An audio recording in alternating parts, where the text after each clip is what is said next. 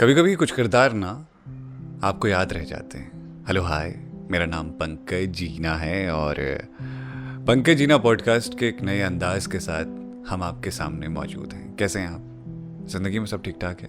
यहाँ भी सब कुछ ठीक ठाक है। तो कैसा रहा वीकेंड? अपना वीकेंड तो लगभग बढ़िया ही रहा, अच्छा खासा घुमाई फिराई हो गई थी।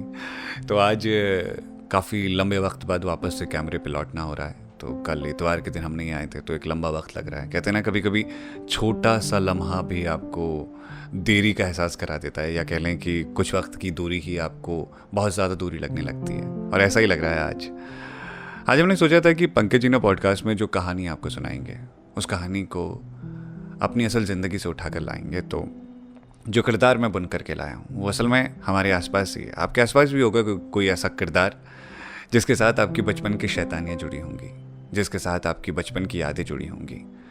मैं अपने बचपन को याद करता हूँ ना, तो याद आता है कि कितना खूबसूरत वो वक्त था जब संसाधन कम थे, जब इंटरनेट की इतनी उपलब्धता नहीं थी, जब हर घर पे टेलीविज़न नहीं था। तो मेरा बचपन जहाँ बीता है वहाँ पर अधिकतर वक्त हम क्या करते थे कि घूमने में, खेलने में और शोर मचाने में अपना वक्त निकाल दिया करते थे। अभी तो मैं देखता हूँ कि हर घर में मोबाइल फ़ोन है, बच्चे अपने फ़ोन पे लगे हुए हैं, स्क्रीन पे पूरा दिन बीत जा रहा है, कहीं किसी से कोई मतलब नहीं। बच्चों को नाम याद नहीं रहते अपने दोस्तों के, लेकिन हाँ उन्हें याद रहता है कि भैया पबजी में कौन सी चीज़ थी, या फिर वो जितने भी गेम होते हैं उन गेम में कौन सी चीज़ क्या थी। मोबाइल फ़ोन की एक एक जानकारियाँ होती है। मुझे लगता है कि हम इसमें थोड़ा पीछे रह गए।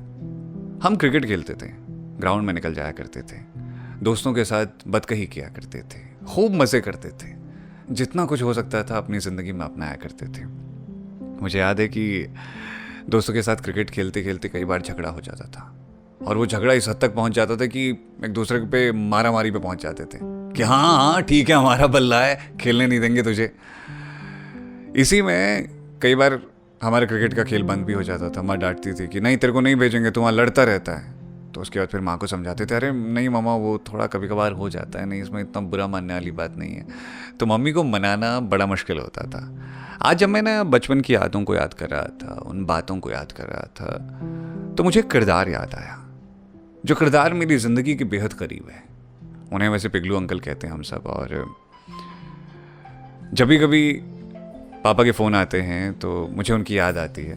तो आज भी जब पापा का फ़ोन आ रहा था तो उस वक्त पे उन्होंने मुझे पिगलू अंकल की कहानी बताई। उन्होंने बताया कि कैसे वो आज भी मुस्कुराते हुए मिलते हैं, कैसे वो अपनी ज़िंदगी को खूबसूरत तरीके से जीते हैं। और मैंने ना महसूस किया उस चीज़ को अपनी ज़िंदगी में कि हाँ यार, एक किरदार तो था।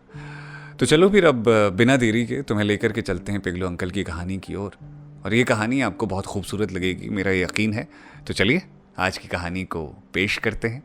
लेकिन एक दिन पिगलू अंकल हमारी ज़िंदगी में आए और ढेर सारी यादें ले आए। उनका असल घर इंग्लैंड में था या अमेरिका में, हमें कभी पता नहीं चला। हमें बस इतना पता था कि हमारे गांव में अंग्रेज़ों के बनाए एक पुराने से बंगले में वो रहा करते थे। एक संस्था थी जो उनके लिए राशन का इंतज़ाम कर देती थी। पिगलू अंकल हमारे त्योहारों में हमारे घर आया करते थे और हम उनको पकवान खिलाया करते थे।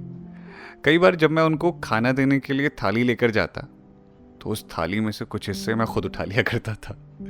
वो ये देखकर गुस्सा हो जाते, कहते जोसेफ सब खा लेता है, रॉन्ग हैबिट। मुझे कभी मेरे असली नाम से तो बुलाया ही नहीं उन्होंने। पता नहीं क्यों अजीबो गरीब नाम देने में अच्छा लगता था उनको। तो पिताजी ने एक दिन तय किया कि वो पिगलू अंकल को अब डेली घर लेकर आएंगे और वो हमको अंग्रेज़ी पढ़ाएंगे। पिगलू अंकल भी मान गए। इसके बाद शुरू हुआ मेरा उनको परेशान करना। पहाड़ी इलाकों में जन्म होने की वजह से मैं बहुत फुर्तीला था उन दिनों। वो जैसे ही कुर्सी पर बैठते मैं उनकी पीठ से होता हुआ उनके सर पर चढ़ जाता था। वो मुझे हल्की सी डांट लगाते हुए कहते, बहुत गंदा आदत है जोसेफ का। मैं उनकी इस बात पर हंस देता। वो कहते, देखो कैसे हंस रहा है ये। अच्छा लगता था उनको परेशान करना। उन दिनों कहाँ समझ होती है, पढ़ने में मन मेरा वैसे भी नहीं लगता था। ऊपर से पिगलू अंकल को मैं हद से ज़्यादा परेशान कर देता था। वो मेरी शिकायत जब भी माँ से करते तो माँ कुछ कहती तो नहीं, लेकिन हमें पीट देती थी। एक दो दिन हम ठीक रहते थे, फिर वही अपनी आदतें शुरू हो जाती। अलग किस्म के लोग थे यार हम, किसी की नहीं सुनते थे। पिगलू अंकल एक दिन हमारी इन आदतों से तंग आ गए और उन्होंने हमको ना पढ़ाने का फैसला लिया। पापा ने उनको बहुत समझाया, लेकिन वो अब हमको पढ़ाना ही नहीं चाहते थे। उसके बाद वो हमको रास्ते में कभी मिलते तो हम कहते, ओ पिगलू अंकल, अब नहीं पढ़ाना हमको, बोलो बोलो। वो कुछ नहीं कहते, बस चुपचाप हमसे दूर हट जाते थे। कितनी बार न जाने हम उनके सामने चिल्ला कर निकल जाते, कितनी बार उनको हम कितना कुछ बोल जाते। पिगलू अंकल को एक उम्र तक बहुत सताया है हमने अपने बचपने में। हमने अपने लड़कपन की आदतों में शामिल की होती हैं और एक वक्त के बाद वो हमारी जिंदगी के सबसे बड़े अफसोस का हिस्सा हो जाती हैं। मैं स्कूल से निकलकर जब कॉलेज में पढ़ने लगा था तो जिंदगी पहले की तरह नहीं रही थी। थोड़ी समझदारी आ चुकी थी और बोलने का तरीका भी। अब पिगलू अंकल मिलते तो वो हमको देखकर भागते नहीं थे। बस मैं जब उनको नमस्ते कहता तो वो बोलते, जोसेफ अब समझदार हो गया है, नाइस बॉय। मैं कभी कभी अब उनसे अंग्रेजी में बातें करने की कोशिश किया करता। वो मेरी गलतियों पर मुझे टोकते हुए कहते, अभी तुमको बहुत कुछ सीखना बाकी है। मैं अब उनसे झगड़ता नहीं था, बस कभी कभी उनके साथ देर तलक बातें किया करता था। फिर वो थोड़ा बीमार रहने लगे या न जाने आलसी हो गए, उनका दिखना लगभग बंद हो गया। मैं भी गांव छोड़कर शहरों की दौड़ में दौड़ना शुरू कर चुका था। एक रोज मैंने घर हमेशा के लिए छोड़ दिया। अब घर जाना बस मेहमान बनकर होता था। इस बार जब मैं घर गया तो मैंने बहुत तलाश किया उनको, वो नहीं मिले। मैं उनके बंगले के बाहर खड़े होकर 2-3 बार उनको आवाज़ देता रहा, लेकिन उनकी तरफ से कोई आवाज़ ही नहीं आई। घर आकर मैंने पापा से पूछा, वो पिगलू अंकल कहाँ हैं आजकल पापा जी? पापा को भी नहीं पता था। वो बोले, अब नहीं दिखता यार, वो शायद ज़्यादा बीमार है इन दिनों। एक बार मन किया कि उनके बंगले में देखने जाऊं, लेकिन फिर लगा बिना इजाज़त किसी के घर जाना ठीक नहीं है। वैसे भी बहुत सताया था यार उनको। मैं नौकरी में रम गया था और अपना ध्यान पूरी तरह से घर से हटा चुका था। इसी बीच पापा ने व्हाट्सएप पर एक फ़ोटो भेजी। मैंने डाउनलोड की तो वो बोले, तेरे पिगलू अंकल मिल गए रे, एकदम ठीक है वो, तुझे याद करते हैं। अगर कोई कहानी लिखेगा तो उन पर लिखना, शायद उनको अच्छा लगे। आज बस इस कहानी से इतना कहना चाहता हूँ कि सॉरी पिगलू अंकल, आपके जोसेफ ने आपको बहुत परेशान किया है, लेकिन इसे आज भी आपसे पढ़ने का मन है। तो ये था आज का पॉडकास्ट। उम्मीद है कि ये पॉडकास्ट आपको पसंद आया होगा।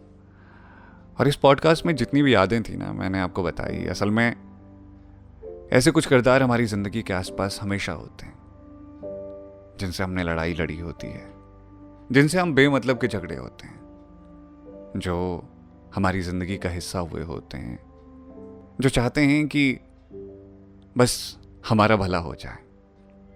जैसे नदी बहती है ना बेपरवाह, कि कौन उसका नीर पिएगा, पेड़ फल देते हैं कि कौन न जाने उनके फलों को खाएगा। बस ऐसे ही थे पिगलू चाचा, पिगलू अंकल।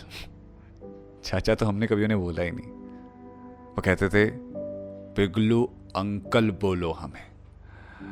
पिगलू अंकल, अगर आप इस कहानी को सुन रहे हैं या आप इस वीडियो को देख रहे हैं, यकीन मानिए मैं आपको गले लगाना चाहता हूँ। पता नहीं आप इस वीडियो को देख करके क्या सोचेंगे, लेकिन मैं जब ये वीडियो बना रहा हूँ तो मैं अंदर से उस जोसेफ को याद कर रहा हूँ, जिस जोसेफ ने आपको बहुत परेशान किया था और आप कहते थे, जोसेफ तुम बहुत गलत करते हो। सुनो ना पिगलू अंकल, वापस से घूमने आओ ना, हमको दोबारा से पढ़ाओ ना। इस बार डांट लगाना, हम कुछ नहीं कहेंगे। हो सके तो 2-3 थप्पड़ भी मार देना, हम तब भी कुछ कहेंगे। जब आपके लिए खाने की एक थाली लेकर के आऊंगा तो उसमें से मैं कुछ नहीं उठाऊंगा। पिगलू अंकल, आप बहुत याद आते हो।